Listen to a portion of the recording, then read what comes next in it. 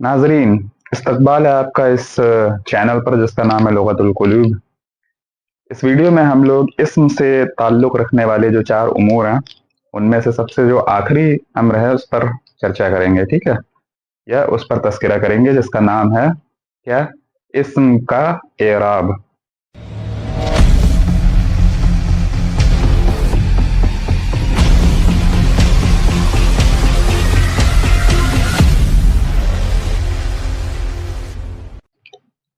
मैं सबसे पहले अल्लाह सुब्हानहू व तआला का शुक्र बजा लाता हूँ, बेपाया दुरूद और सलामती हो हज़रत मोहम्मद मुस्तफ़ा सल्लल्लाहु अलैहि वसल्लम पर। तो हम लोगों ने इस्म से मुताल्लिक तीन चीज़ों के बारे में बात कर ली, ठीक है। इस्म का अदद, इस्म की जिन्स, ठीक है, इस्म की वसात। अब हम लोग इस वीडियो में बात करेंगे कि इस्म का एराब क्या होता है, ठीक है। तो एराब क्या होता है, ये अरबी जुबान का एक बहुत इंपॉर्टेंट कॉन्सेप्ट है, ठीक है। और इसके बिना जो है आप किसी भी इस्म की मीनिंग को जस्टिफाई नहीं कर सकते, उसको सिग्निफाई नहीं कर सकते, है ना। कैसे, वो धीरे धीरे हम लोग आगे देखेंगे। तो एराब जो होता है ये स्टेटस बताता है, स्टेटस ऑफ नाउन, ठीक है। स्टेटस बताता है किसी भी इस्म का, यानी वो सब्जेक्ट की तरह आ रही है या ऑब्जेक्ट की तरह आ रही है या पॉजेसिव नेचर लेके आ रही है, ठीक है। तो ये क्या बताता है, इस्म का स्टेटस। कैसे, हम लोग इसको एक एग्जांपल से समझते हैं। जैसे मान लीजिए एक सेंटेंस है, हामिद हेल्प्ड खालिद, ठीक है। इसी को हम लोग उर्दू में क्या लिख सकते हैं, हामिद ने खालिद की मदद की, ठीक है। आसान सा मामला। अगर इसी को अपोजिट डायरेक्शन में लिखा जाए, जैसे खालिद हेल्प्ड हामिद, तो इसको उर्दू में हम लोग क्या लिख सकते हैं, ये बदल जाएगा, है ना। यानी खालिद ने हामिद की मदद की, ठीक है। अब ये बात कि हामिद ने खालिद की मदद की या खालिद ने हामिद की मदद की, ये हमें कैसे पता चल रही। तो अगर हम इंग्लिश जुबान में देखते हैं तो जो पोजीशन है हामिद की वर्ब से पहले आ रही, तो इसकी पोजीशन हमें बताती है, ठीक है। इसका मुकाम जो है, इसकी पोजीशन जो है वो हमें बता रही है कि हामिद ने मदद की खालिद की, ठीक है। ये वर्ब से पहले आ रहा। उर्दू में हम देखें तो ने और की जैसे जो लफ्ज हैं ये हमें बता दे रहे हैं कि किसने किसकी मदद की, है ना। ने या की लगा हुआ है, इससे हमें पता चल जा रहा है कि हामिद ने खालिद की मदद की। ऐसे ही जब हमने इसको पलट दिया तो खालिद जो है ये वर्ब से पहले आ गया, तो यहां पर भी हमें पोजीशन से पता चल रहा है ना। और यहां पर भी ने और की जैसे लफ्ज हैं जो ये बता रहे हैं कि किसने किसकी मदद की, ठीक है। अब जो अरबी जुबान का मसला है वो ये है कि ना वहां पर कोई पोजीशन जो है जस्टिफाई है कि एक पर्टिकुलर पोजीशन में ही आपको सेंटेंस मिले, ठीक है। और ना अरबी में ने या की के लिए कोई अलग से लफ्ज होता है, ठीक है, जो ये सिग्निफाई करे कि कौन एज अ सब्जेक्ट आ रहा है और कौन एज अ ऑब्जेक्ट आ रहा है। तो अरबी जुबान में हमें कैसे पता चलता है कि कोई भी इस्म जो है वो सब्जेक्टिव है या ऑब्जेक्टिव है या पॉजिटिव नेचर के आ रही है, वो हमें पता चलता है किसके जरिए, एराब के जरिए, ठीक है। कैसे,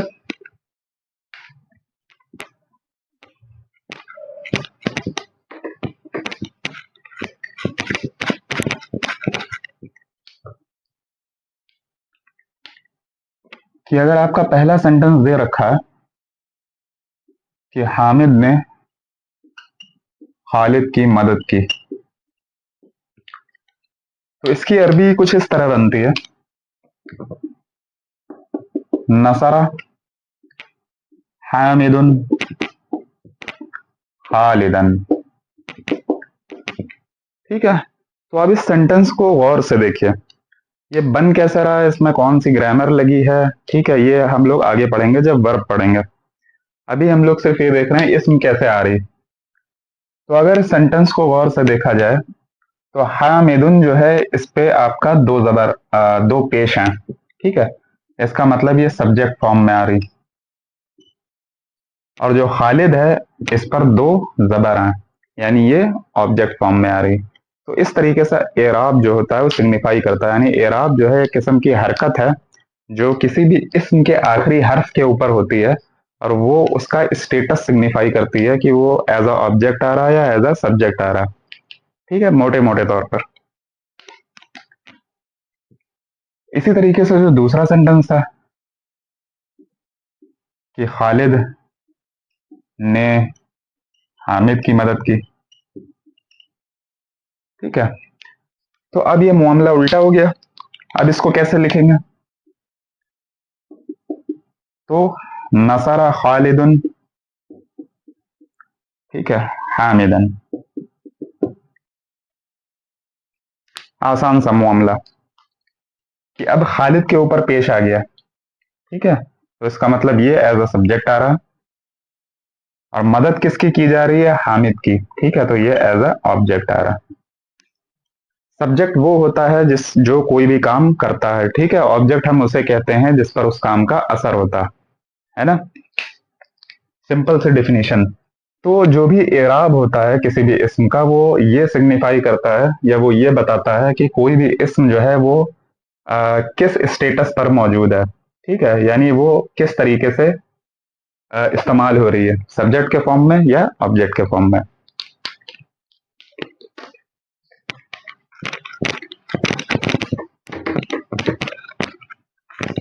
तो हम लोग एराब की डेफिनेशन देख लेते हैं।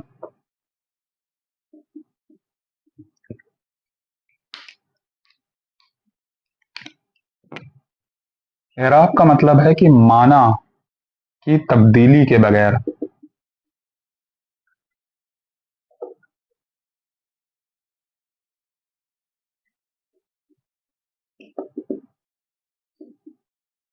इस्म की हालत में जो तब्दीली वाक़ई होती है उसे एराब कहते हैं।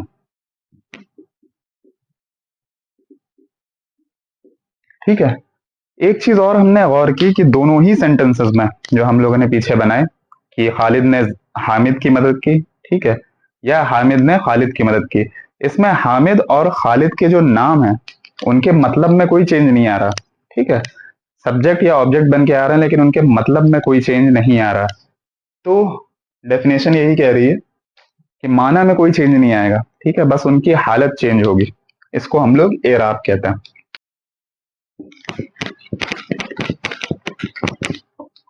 तो जितनी भी इसम हम लोग इस्तेमाल करते हैं यानी नाउन, ये दो किस्म की होती हैं। एक तो ये मुअरब होती हैं और दूसरी ये मबनी होती। ठीक है, इनमें से एक एक के ऊपर जिक्र करेंगे। जैसे अगर मुअरब इसम है तो ये कौन सी इसम होती है? वो इसम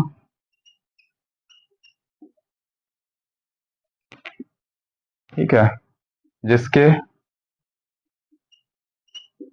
आखिरी हर्फ में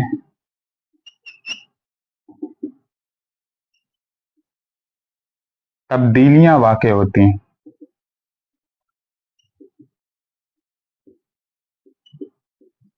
ठीक है, आखिरी हर्फ जो होगा उसमें किसी न किसी तरह की तब्दीली वाक़ई होगी।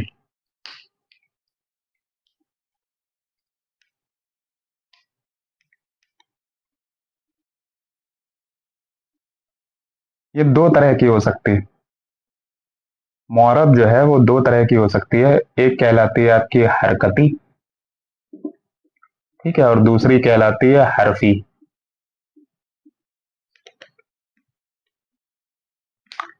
एक कहलाती है हरकती और दूसरी कहलाती है हरफी। ठीक है, इनके बारे में बात कर लेते हैं।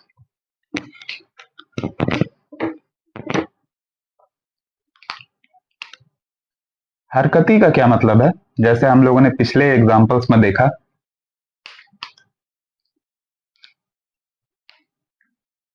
वो इस्म जिसके आखिरी हर्फ पर मौजूद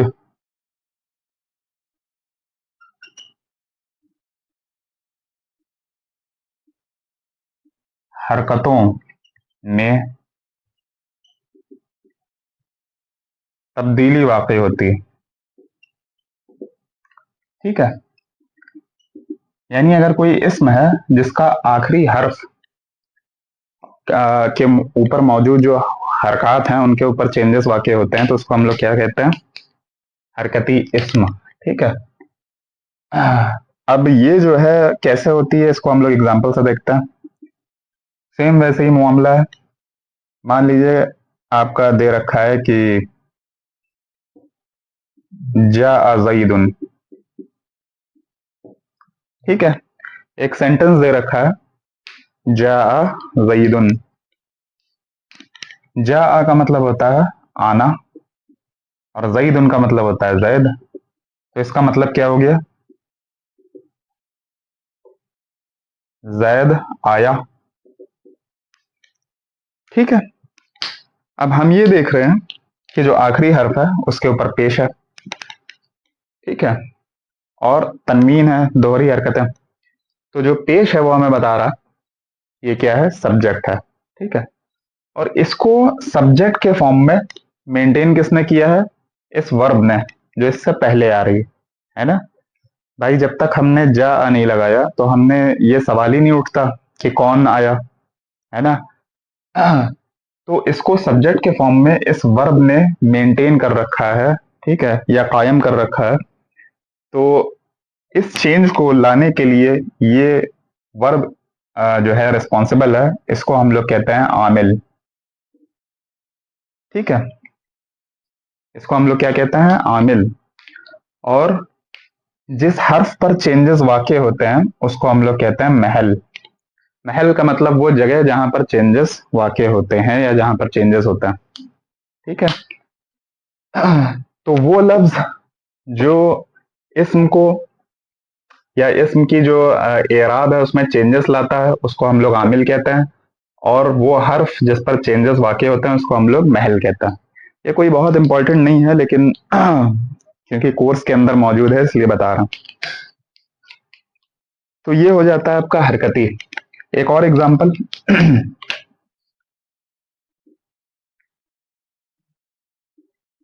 रअयतु ज़ैदन। ठीक है, तो रअयतु का मतलब क्या हुआ? मैंने देखा, मैंने देखा।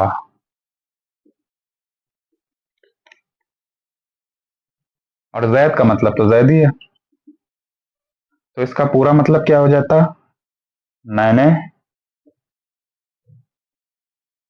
जैद को देखा। ठीक है, मैंने जैद को देखा। अब यहां पर क्या है? ये जैद जो है इसको देखने का काम किया जा रहा है, मतलब ये क्या है? ऑब्जेक्ट है। ठीक है, तो इसके ऊपर जो दो जबर हैं ये सिग्निफाई कर रहे हैं ये किस तरीके से आया है? ऑब्जेक्ट की तरह। यहां पर समझने वाली बात यह है कि जैद के मफहूम में, जैद के मीनिंग में कोई चेंज नहीं हो रहा है। सिर्फ किस चीज में चेंजेस आ रहा है? इसके एराब में। ठीक है, जो सिग्निफाई करता है इसका स्टेटस या ये किस तरीके से इस्तेमाल हो रही है। अगर इसका प्रैक्टिकल एग्जांपल दिया जाए जो हम लोग रोज यूज करते हैं लगभग, तो जैसे हम लोग कलमा पढ़ते हैं। ठीक है, ला इलाहा इल्लल्लाह मुहम्मदुर रसूलुल्लाह। तो जो यहाँ पर मोहम्मद सल्लल्लाहु अलैहि वसल्लम का जो लफ्ज इस्तेमाल हुआ है, इस पर हम देखते हैं कि दाल पर दो पेश हैं। ठीक है, हम लोग पढ़ते हैं दुरूद शरीफ, तो अल्लाहुम्मा सल्ली अला मुहम्मदिन पढ़ते हैं वहां पर, है ना। यहाँ पर हम देखते हैं कि दाल के नीचे क्या है? दो जेर हैं, है ना।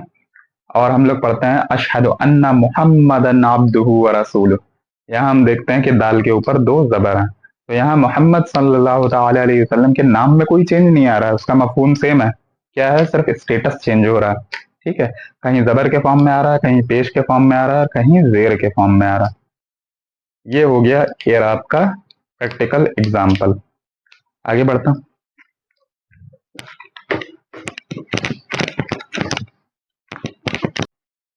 तो ब्रॉडली देखा जाए तो एराब के एतबार से इस्म जो है वो तीन हालतों पर होती है।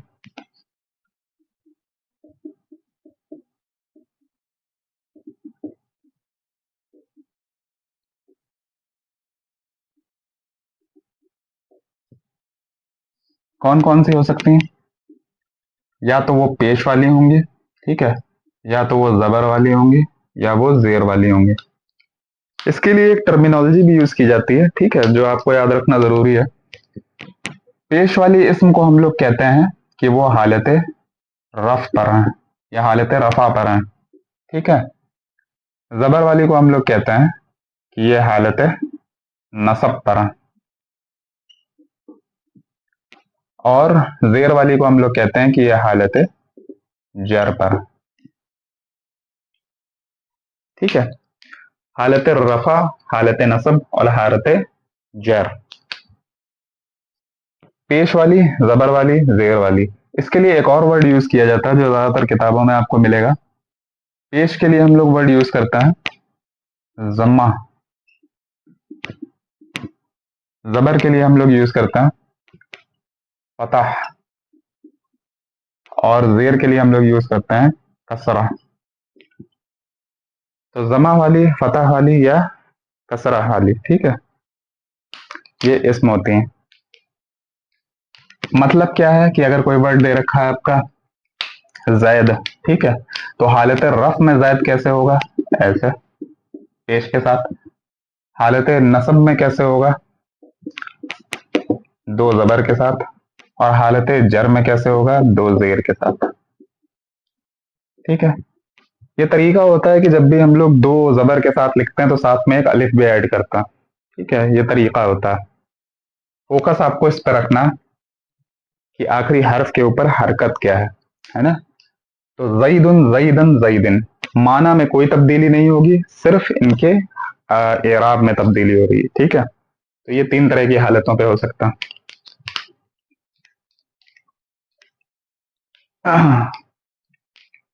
तो ये कहलाते हैं आपके क्या? मुअरब इस्म।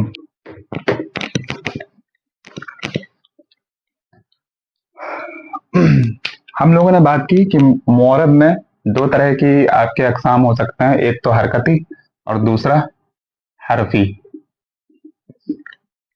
हरफी का क्या मतलब है? कि वो इस्म जिसके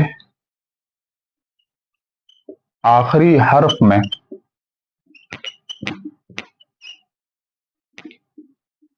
तब्दीली वाक़ई होती है।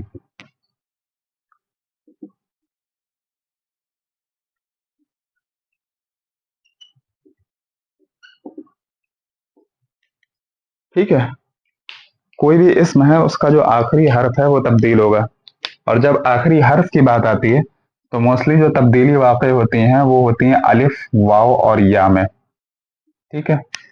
ये आपस में एक दूसरे में चेंज हुआ करता है ना। इनके बारे में और डिटेल में हम लोग जानेंगे जब हम लोग पढ़ेंगे अबवाब के बारे में, ठीक है, डिफरेंट बाब्स के बारे में। इसका एग्जाम्पल अगर हम लोग देखें तो जैसे एक वर्ड होता अबू, है ना, ये कैसे चेंज होता? अबा हो जाएगा। ये वाव में चेंज हुआ, ठीक है, अलिफ में चेंज हुआ, और ये या में चेंज हो जाएगा, अबी। तो अबू, अबा और अबी, ठीक है, ये कहलाते हैं हरफी। यानी इनके जो हरफ हैं, हरूफ हैं, आखिरी हरफ है उसमें चेंजेस देखने को मिलते हैं। जैसे हम लोग पढ़ते हैं कुरान के अंदर तब्बत यदा अबी लहबियों, वहां पे क्या यूज हो रहा? अबी, ठीक है। तब्बत यदा अबी लहबियों व तब मा अगना अन्हु मालुहु व मा कसब। इसी तरीके से आप ये बाकी अल्फाज भी देखते हैं। जैसे सूरह साफात में हम लोग देखते हैं कि वहां पे इस्माइल अलैहिस्सलाम कह रहे हैं इब्राहिम अलैहिस्सलाम से या अबा तिफाल मा तुमर, क्या अब्बा जो भी आपको हुक्म दिया गया है उसको जल्दी से पूरा कर दीजिए, है ना। तो ये इसके लाइव एग्जाम्पल हो जाते हैं आपके। इसके अलावा एक और वर्ड बहुत शिद्दत से यूज होता है कुरान में, जैसे जू, जी या जा और जी। ठीक है। अच्छा, अबा का मतलब क्या होता है? बाप। ठीक है, यानी फादर।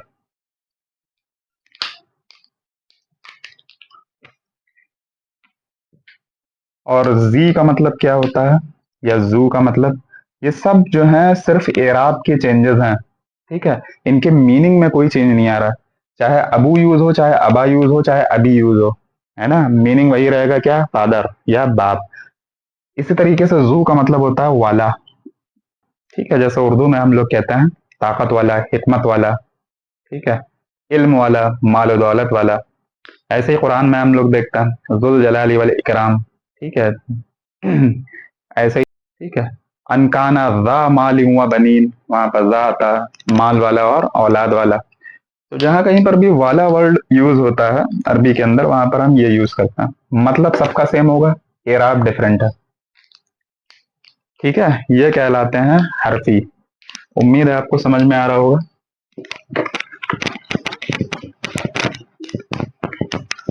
इसके बाद हम लोग आ जाते हैं हमारे आखिरी टॉपिक पे, और वो क्या है, मबनी। मबनी इसम किसे कहा जाता, कि वो इसम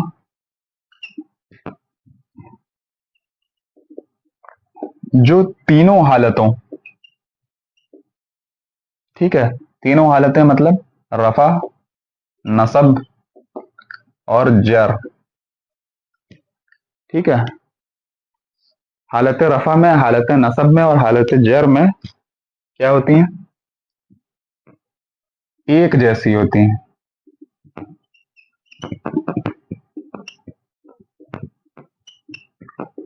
यानी उनमें कोई तब्दीली नहीं होती।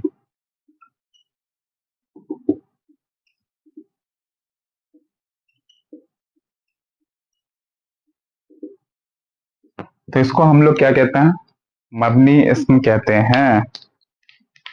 जैसे अगर हम लोग एग्जाम्पल की बात करें, तो अगर आपका कहीं पर लिखा है हाजा, ठीक है,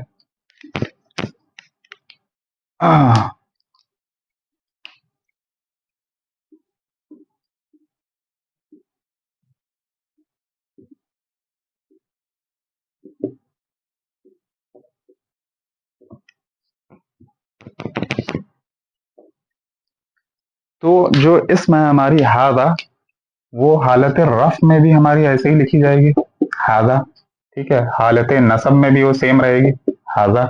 और हालत जर में भी वो सेम रहेगी, क्या, हाजा। ये कहलाती है मबनी। ठीक है, इसी तरीके से अगर लिख रखा है अल्लजी, है ना, तो ये भी तीनों हालतों में सेम होती।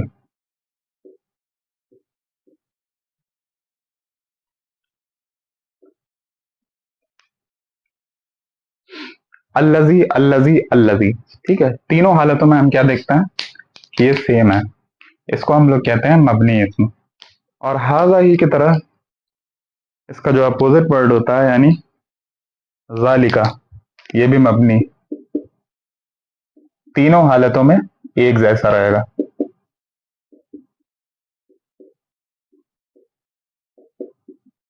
ठीक है, तो ये बात हो जाती है मबनी इसम की। तो इस तरीके से हम लोग कंप्लीट कर लेते हैं हमारा चैप्टर, जो था किसके ऊपर, एराब के ऊपर, है ना। एराब होते क्या है, उनकी क्या क्या टाइप्स होती हैं, और हरफी और हरकती में क्या डिफरेंस होता है, ठीक है, और मबनी के एग्जाम्पल्स क्या हैं। ठीक है, ये सारी बातें हो जाती हैं। और इसी के साथ जो इसम के से मुताल्लिक चार उमूर हैं, उन पे हमने डिस्कशन अपना पूरा कर लिया। ठीक है, अगले वीडियो में हम लोग बात करेंगे इससे आगे के जो हमारे असबाब हैं उनके ऊपर। तो इसी के साथ आपकी इजाज़त चाहते हैं। अस्सलामु अलैकुम व रहमतुल्लाहि व बरकातुहू।